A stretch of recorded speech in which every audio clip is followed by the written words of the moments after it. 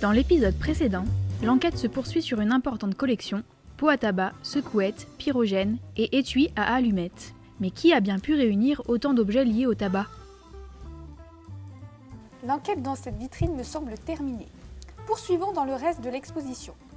Oh, je peux m'asseoir ? Non, vaut mieux pas. Regarde plutôt. Ce n'est pas n'importe quel siège. C'est un siège de fumeur de cigares avec tout le nécessaire. Que vois-tu comme symbole ? Des cigares rangés en fagots, de pipes et des feuilles de tabac peut-être ? Oui, cela leur ressemble quand elles sont suspendues pour sécher. De pipes, cela me fait penser que nous n'en avons pas encore vu. Il y en a forcément dans cette collection. Ah, ici. On dirait un décor militaire. C'est pas de chance. Après le russe, voilà de l'allemand que je ne parle pas davantage.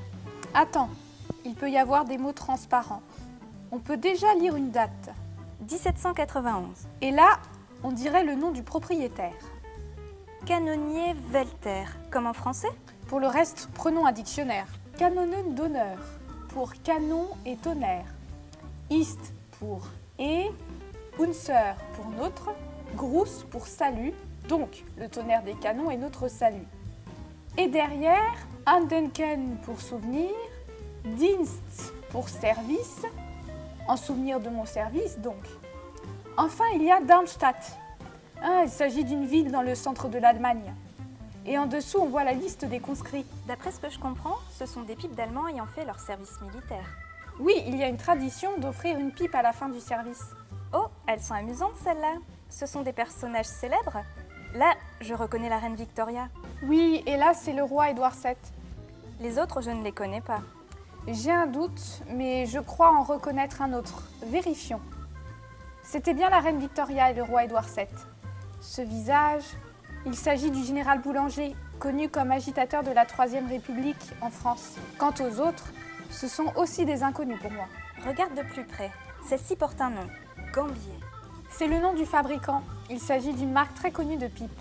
Elle porte le nom de son propriétaire, Jean Gambier, originaire de Dieppe. En près de 150 ans d'existence, plus de 1600 modèles sont produits. Mais ces pipes en terre sont fragiles, elles sont petit à petit concurrencées par celles plus solides, comme les pipes en bruyère. Leur production se termine au début du XXe siècle. Un très grand collectionneur des pipes Gambier, Arthur Van Esveld, a recensé leurs modèles dans un catalogue. Regardons les pipes portant le nom de Jacob. Lis ce qui est précisé. Il existe beaucoup de théories sur l'origine du personnage Jacob. En général, on pense au personnage de la Bible, Jacob, le fils de Rebecca et Isaac. Selon l'histoire, Ésaü, le frère de Jacob, était le fils aîné. Il était de ce fait l'héritier de son père. Mais Jacob est malin et achète à son frère Glouton son droit d'aînesse pour une assiette de lentilles. Dans nos contrées, il est considéré comme l'homme de pouvoir. En raison de son mensonge, il porte l'inscription « Je suis le vrai Jacob » sur le turban. La pipe Jacob était la plus populaire tête de pipe. Toutes les fabriques de pipes en terre ont produit les Jacob.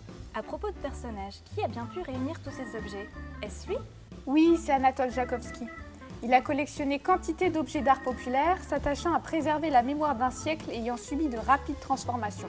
En effet, il évoque le silence d'une époque engloutie, je cite, dont il conserve des éléments caractéristiques dans les domaines les plus divers.